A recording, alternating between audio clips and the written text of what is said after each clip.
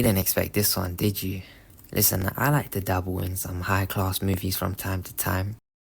This movie is like AC Unity all over again. Oh no. Not once did I hear a single French accent. I get that most people watching are speaking English, and so, they're gonna want to hear English. But when you have British characters appear in the movie and they're on the opposite side, it becomes a game of who's on whose team, I didn't understand that. I can't say for sure because I can't remember.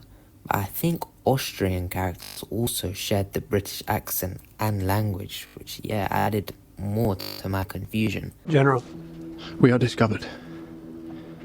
Good. The first thing I'm gonna say about this movie is that it felt more like a play, or at least the first half felt more like a play about Napoleon's life rather than an actual movie. It was enjoyable and funny, but I didn't feel like I was inspired, I guess, by it.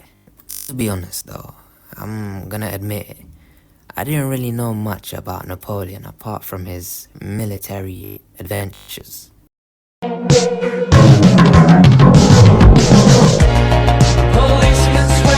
I know bits and pieces of his character and life, but not the specifics and details that this movie of course goes into. I talk about plot as well, but there wasn't really a plot in the first half of the movie. It's really just a bunch of loosely connected sequences from Napoleon's life. Of course, much of the first half delves into the politics of France during/following the French Revolution. The only problem is that it isn't really explained to you.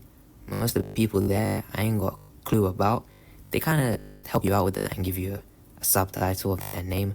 But to be honest, I forgot it as soon as it appeared. And so Napoleon seems to be in the middle of all of this, but I couldn't tell you why or how unless I did my research, which I do think is fine, hence why I said it feels more like a play, poking fun at various bits of Napoleon's life. In fact, sometimes this jumping around different eras by the movie does get a bit confusing. There's a scene where Napoleon is confronting Josephine about her cheating, but in the next scene she turns into some kind of dominatrix. But then in the following scene, she's back to crying and begging Napoleon for forgiveness. It really felt like that I just missed something important, even though, believe it or not, I was actually paying full attention.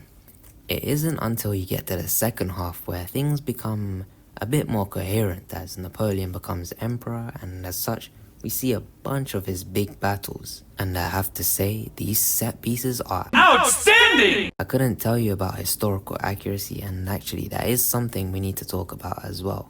But for sure, these battles were intense and gripping. Pause. As a Brit, why are you disrespecting me, bruv? My mistake, original gangster. No, this cannot be forgiven. Now empty the compartments of your pantaloons. For what purpose? And discard of your footwear as well. For what purpose? In fact, I am equipped to... It really had me out here rooting for Napoleon to win.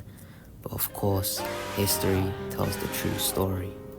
As for historical accuracy, I couldn't tell you how well they did, but I know for sure that Napoleon didn't fire a cannon at the Pyramid of Giza. That scene did make me go, what the fuck? But to be fair though, in most other cases, you're not going to realize when something is accurate or not, unless you're just a nerd. But generally, the historical setting of the movie remained consistent and just really flipping cool. I found the crown of France in the gutter and place it atop my own head. To be honest, I couldn't tell you any other characters in this movie apart from Napoleon and Josephine, which makes sense as the two most important figures in Napoleon's life would be Napoleon and Josephine. And also being a historical piece, there's a whole bunch of characters, so it's good we have a small amount to focus on. I'm not built like other men.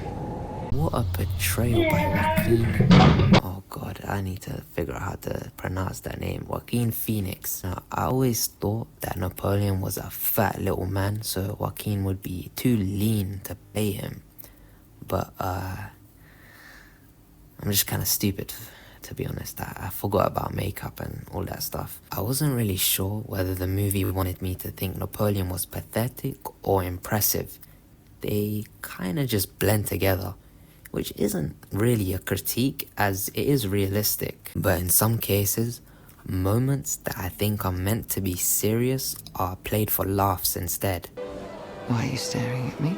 The relationship between Napoleon and Josephine was so ambiguous. I could not tell whether she actually liked him or not. And I don't think this was some intentional thing. There was nothing interested added to their relationship because Napoleon treats her very harshly in some cases and her the same to him, but they still somehow like each other. I don't think that was emphasized enough to me, the reason why they still like each other. Growing up, man, I spent hours of my life stomping Koopas. I'd say every other character was good for the scenes they appeared in. No one was boring or came across as flat. Low-key though, Tsar Alexander had me heated when he was trying to sauce up Josephine. What was he? Whose country are we in? I should say that there wasn't a single part of the movie at which I felt bored. Only confused. Great, beautiful movie, but uninspired. Not much was done with Napoleon's character. Not much was added to it. There was no interesting commentary, but it was great to watch. I would definitely recommend it to a casual viewer, but to someone actually interested in the history, yeah, good luck.